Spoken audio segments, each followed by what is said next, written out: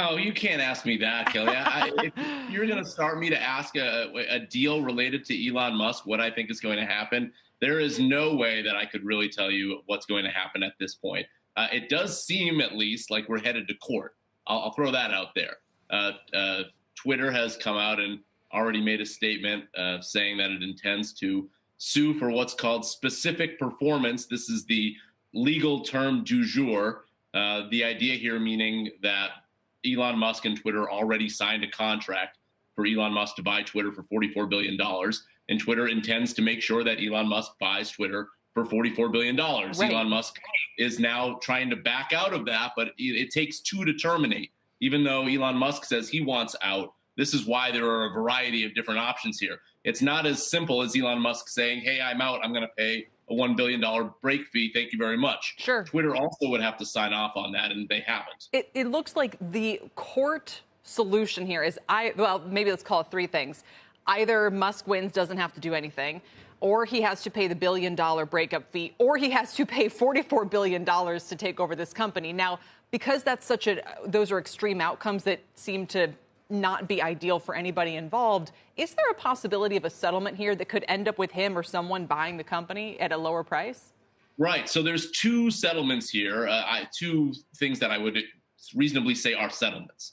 One is that there's a negotiated deal where Elon Musk says, look, I'll pay you something more than $1 billion, which is the break fee. I don't know what that number would be. It would have to be high enough so that the Twitter board could argue to its investors that it didn't breach its own fiduciary duty to accept that settlement rather than pushing the case for Elon Musk to buy the company at $44 billion.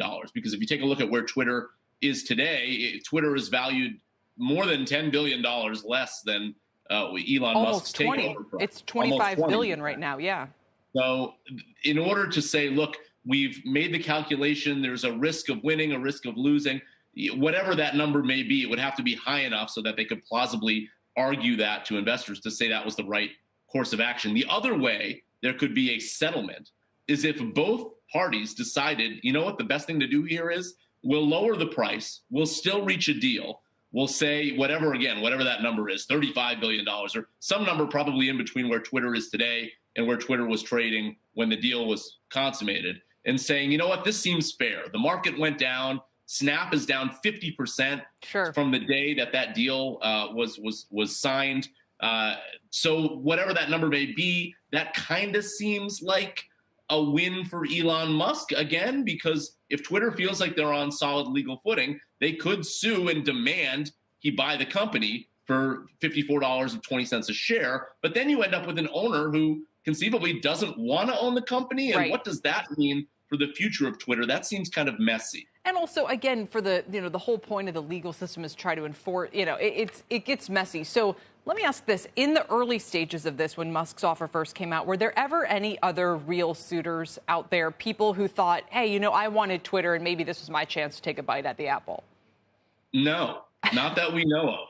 And that, again, adds a layer of confusion or messiness here, because if there was another buyer, that would be an obvious next move for Twitter, particularly if that buyer was willing to pay some sort of premium to where Twitter is trading today. I mean, that buyer would have to be a more reliable buyer than Elon Musk, and Twitter must have known that. I mean, Elon Musk has a track record of being an unreliable buyer through his tweet saying he would take Tesla private at $420 per share. Of course, that never happened, and there were punishments for Elon Musk for that. So obviously Twitter knew, hey, we may be dealing with an unreliable buyer here, but it's still worth it to us, even if he doesn't come through, because we feel like we're on strong enough legal footing that we could, in fact, sue for specific performance. Yeah. If there was another buyer, they probably would have gone that route several months ago. Do you think at this point there are just teams of people at the SEC or somewhere devoted to just get Elon Musk, they are just so furious that he's acting this way in public and kind of making a mockery out of the rule of law?